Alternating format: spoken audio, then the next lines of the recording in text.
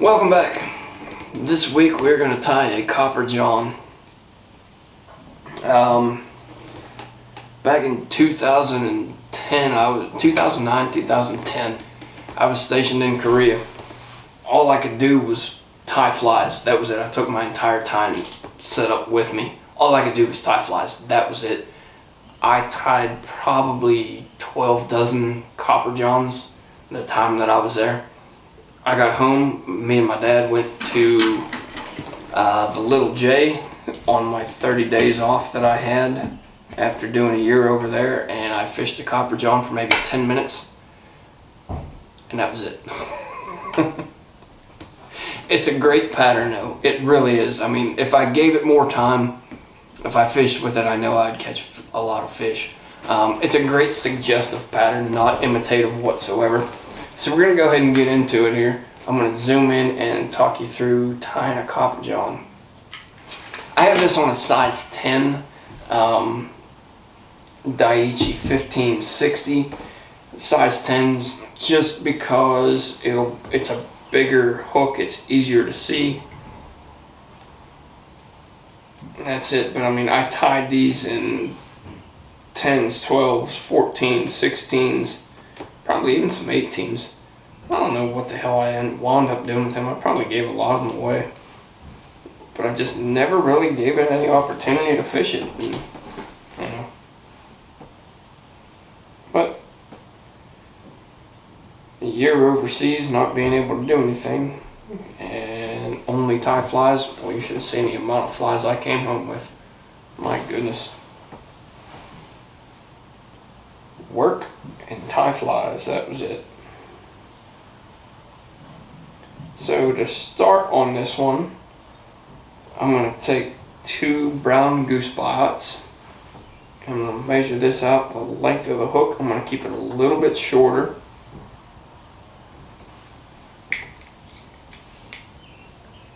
And just get a quick solid thread wrap on that.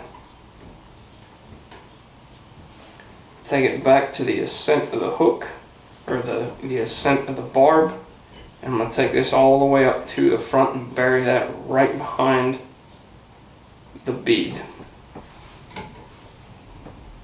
Now, a huge mistake that folks will make on this is they'll try and tie their copper right at the back and then just run it to the front, and you wind up with a huge bump and it just looks ugly and the fish aren't going to eat it because it's an ugly fly. And no. To make a clean copper john, this is just a size small. You can probably go with Brassie. Brassie would probably be the best size, but I couldn't find it. Just take this from the very front of the hook and tie this in. That way you're not going to have a huge bump. And I'm going to go ahead and half hitch right here at the 2/3 point. Go ahead and tie that off, and then all I'm going to do is bring this around, and I'm going to make one wrap right in front of the next the entire way up. You're not going to have a huge taper on this. You're not going to have a very distinguished taper, I should say, just because you're working with a consistent body material and you don't have a ton of materials underneath. If you wanted to, you can make a taper for sure, just with your thread. Winds up taking more time than what it's worth, so I don't do it. I didn't do it when I was tying dozens and dozens of these in Korea, so just go one right in front of the next, all the way to the front, and I found a spot where my thread is lacking a little, so I'm going to build that up.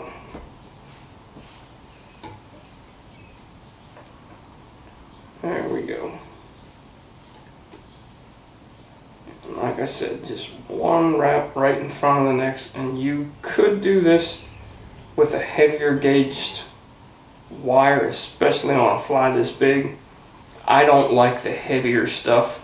It just makes the body too bulky for me. I like the nice slender profiles, so I tend to work with the small as opposed to the Brassie size. So that's a good stopping point right there. I'll give this one more wrap and I'll come behind it with my thread. I'll capture it, call that good. And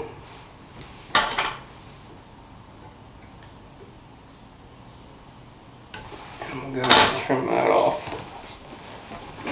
So now here's where this fly can get a little bit tricky, because you're putting multiple materials in before you wrap anything.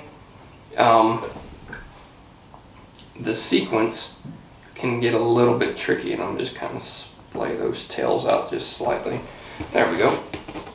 So you got to figure the last material that you're going to tie in is the first, or the last material that you're going to work with is the first to go in.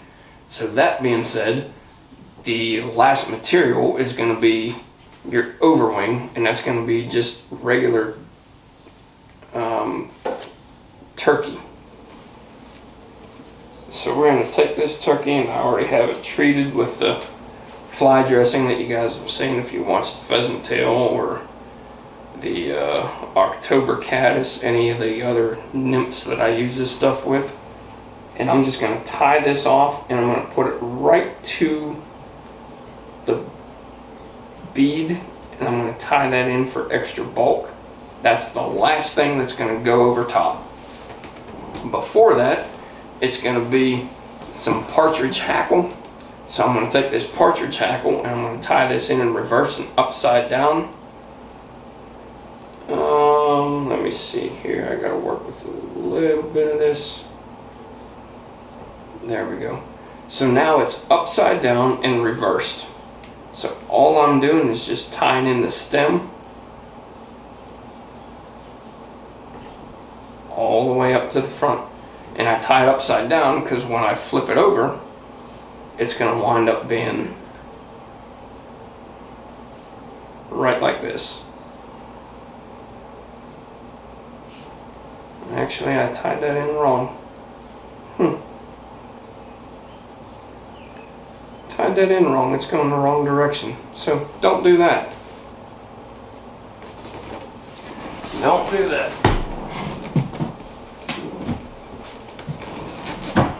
I will correct myself. Been a while since I tied one of these. I apologize. So you're going to tie it upside down and from the tips. So I got two of them there. Get that one out of the way. So take the tips of these,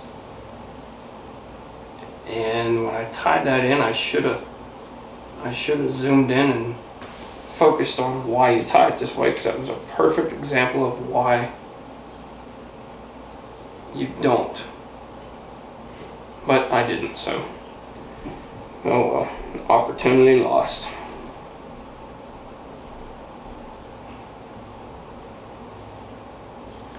So there we go. We're tied in backwards. Now I'm going to take, I'll just go 2 strands of Peacock Herl. And we're going to tie this in right behind the bead.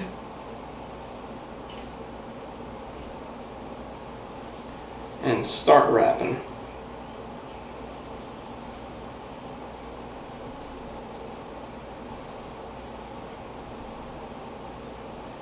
Just fill this out, give it a nice consistent thorax.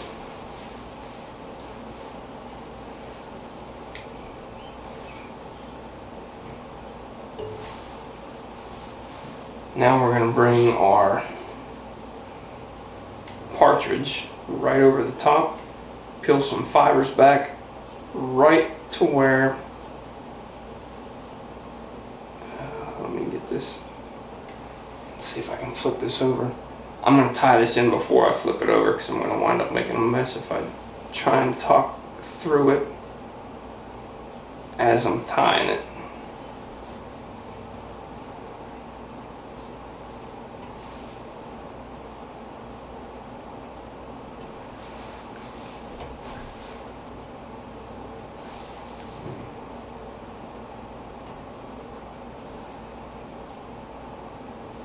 So there you have it. You can see all of these fibers moving backward.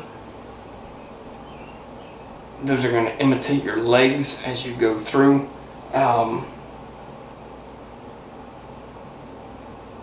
Just not wanting to cooperate with me completely. It's not really going to matter in the grand scheme of things. Let me get that one fiber out of there. And then the last thing you're going to do, because we tied this in first, we're going to bring this over the top. This is going to be our wing case. This turkey biot, or not biot, just a eastern turkey tail feather. We're going to tie this off, clip that, and then go ahead and move all of these fibers from the partridge that we tied in down and away. So you can kind of see them how they're going to imitate the legs. Last thing we'll do is do a quick whip finish.